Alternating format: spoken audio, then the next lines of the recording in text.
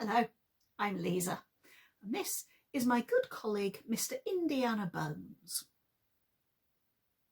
He lets me do all the talking though, he's more the strong silent type.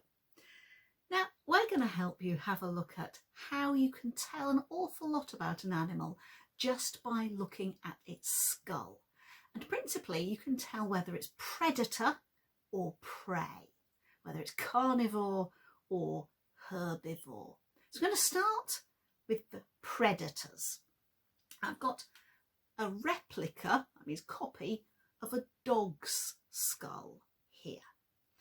Now your typical carnivore, meat eater or predator skull will have forward pointing eye sockets. So the eyes will be here.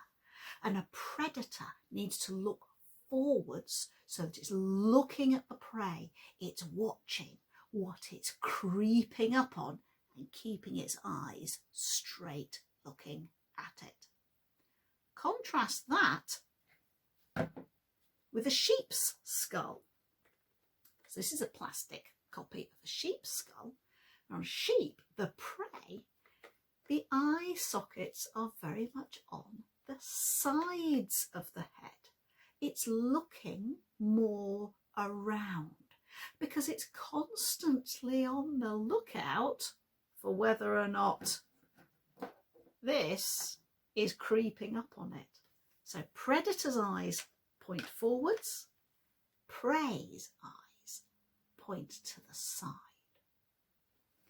The other big difference, again, carnivore first. Look at the teeth. On something like a dog or the big cats as well, all the big predators, you've got these long, sharp, pointed, meat piercing and tearing teeth. It's the idea that it grabs onto you with these teeth and tears chunks out. The little tiny flat incisor teeth at the front are really quite little on this one, and that's more for just doing little bits of nibbling and grabbing. Meanwhile, the back teeth, the molars on dogs, are very different to human ones. Molars on dogs are very pointed and jagged, and they overlap. They overlap almost like the blades of a pair of scissors. And that's so that they can cut through the meat that they're eating. So you've got long, sharp, piercing canine teeth at the front.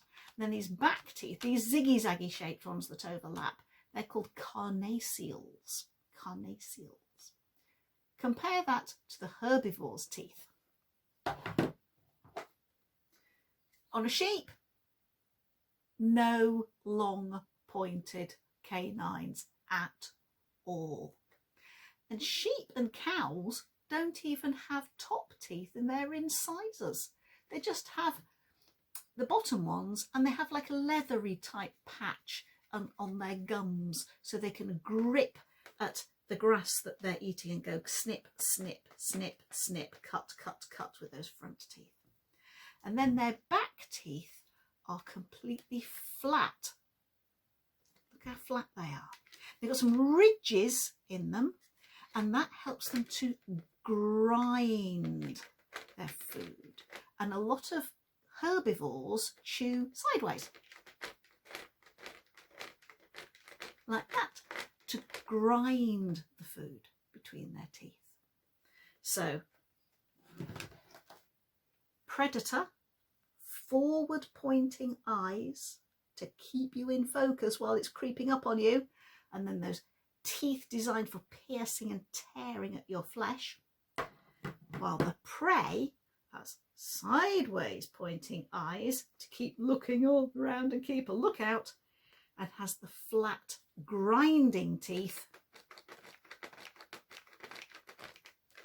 to grind up the leaves and grasses.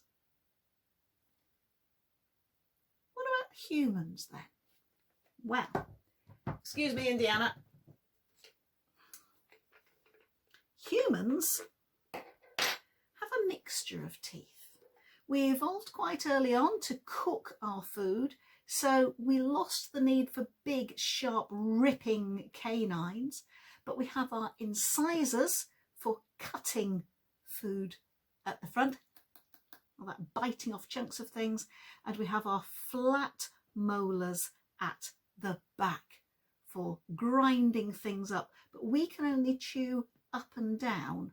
We can't grind our jaws side to side. What we do have though is those forward pointing eyes of the hunter, the predator.